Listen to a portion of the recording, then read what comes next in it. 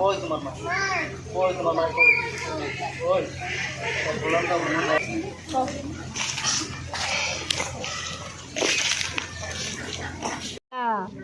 মোর মায়ের চাই মোর মায়ের এই রিমের হত্যা কে করলো।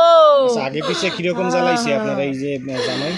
একবার করে তিনবার নিয়ে যাই মানুষ লইয়া কই আল্লাহ আমার একটা নাতি দিয়েছে, আমি কোথায় যাবো? 1 মাস 10 দিন রয়েছে আমার বাড়ি। তাই কি আমি কই এবার আইছে বাসুরি নিতে, সকালে আইছে বাসুরে, সোমবার সকালে আইছে। আমি দুপুরের সময় গরুর রোস্ত রাঁধছি, ভাত রাঁধছি, খাইয়ে লইয়ে ঠান্ডা হইয়ে ঘুমাই রয়েছে। আমি ঘুমাইছি আর আর আব্বু ঘুমাইছে আর মেয়েও আমার ঘুমাইছে। ঘুমে কিন্তু উঠছি আসরের সময়, আসর হইয়েই যাইবে। আর আব্বু বাজারে মেলা আসছে, চল্লিশ বাজারে। কাল তালাই যেন আমি যান কই তালাই যেন রাত ধরছে থাবা দিয়া। তালাই যেন কয় আমি চল্লিশে যাই তো করতে আমার মাইয়া দিমু না। কয় তালাই যান আমার রাত একটু একবার একটু দিয়ে দেখেন, আমার কথা একটু দুই দিয়ে হন, আমি একটু এক নিয়ে দেই।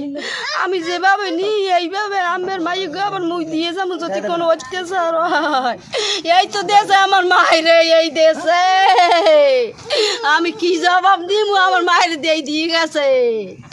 ওরে রাত কেন গেছে, সকালে একটু শুনি যে আমার মায় নাই। আমার ফোনও জানে, আমার মায়ের যদি দুইটা কথা বলতাম, আমার মার এই গডির হালা ভাঙ্গিয়া টানাই তুইছে না কি করছে ওরাই জানে। আরে আমি আর চাই আমার মাইয়া, আর আমি কিছু চাই না। বরগুনার পাথরঘাটা সদর ইউনিয়নের পদ্মা গুচ্ছ গ্রাম এলাকায় এখানে শাহানা নামে এক 22 বছরের কিশোরীকে যৌতুকের দাবিতে হত্যা করার অভিযোগ উঠেছে শ্বশুরবাড়ির লোকজনের বিরুদ্ধে।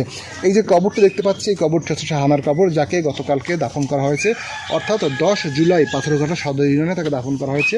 আমরা জানবো পরিবার পক্ষ থেকে কী অভিযোগ রয়েছে শ্বশুরবাড়ির আত্মীয় স্বজনদের বিরুদ্ধে।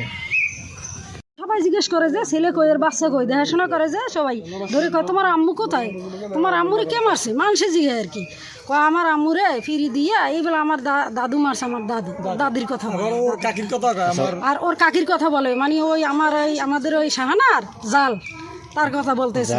হ্যাঁ হ্যাঁ, এটাও একটা শয়তান। ওর মা 50 জায়গা হয়েছে দিয়ে, ওটা একটা গরিবের মাইয়ে তো নোংরা শয়তান। আচ্ছা, ওর শাশুড়িও মারধর করতে? হ্যাঁ হ্যাঁ, ওর শাশুড়ি তো মেয়ে, ওই বেডি তো অসভ্য বেশি।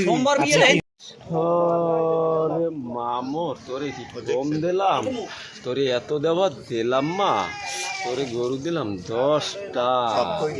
আরে মাগো হমা, আমি কি করবো, আমার কহার মতন কিছু নাই। সোনা দিলাম, তাহা দিলাম মায়ের শান্তির জন্য।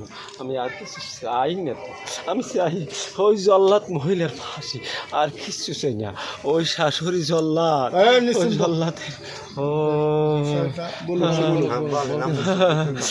আরে আমার মায়ের 3-4 ফিট পলাই আইছে, শহীদ মাতবারে বাড়ি আইছে, এই ঘরে হচ্ছে দৌড়ে হিন্দে আবার দৌড়িয়ে নিয়েছে, এইভাবে 3 বার করছে। ওর সোমবার এইখান মেলা হরিয়ে গেছে, সোমবার মেলা হরিয়ে আমার হিন্দে অনেক অনুরোধ করে নিয়েছে মাইয়েডারে।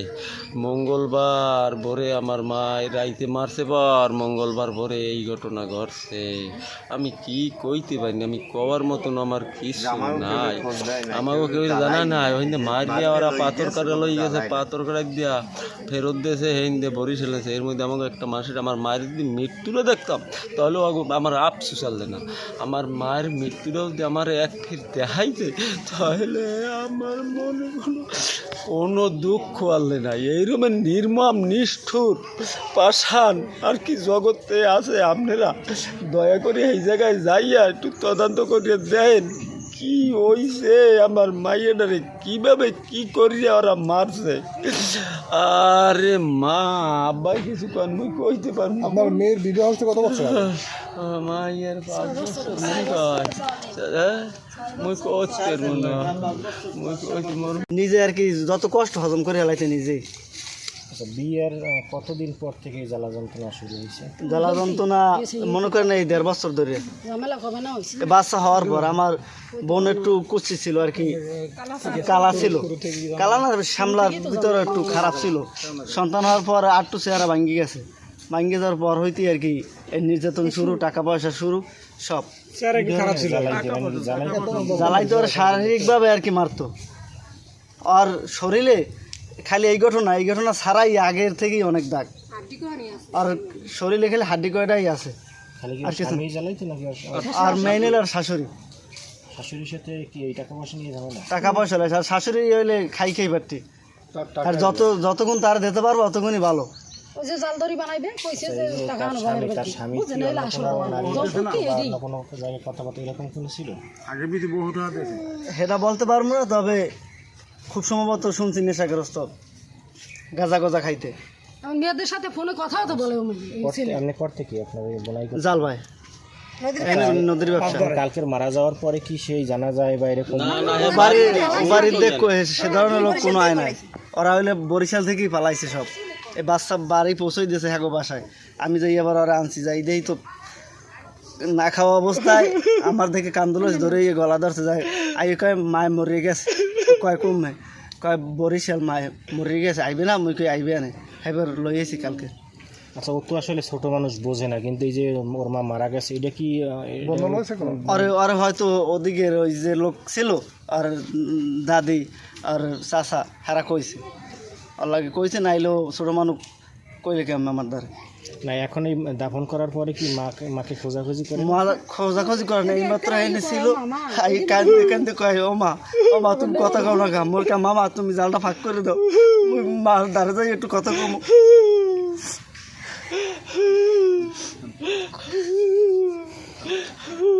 ঘন্টায় 4 ফির 5 ফির আইবে আর মায়ের বলাইবে, আবার দিকে মামা মাই কি আইবে না, মুই কি আইবে না।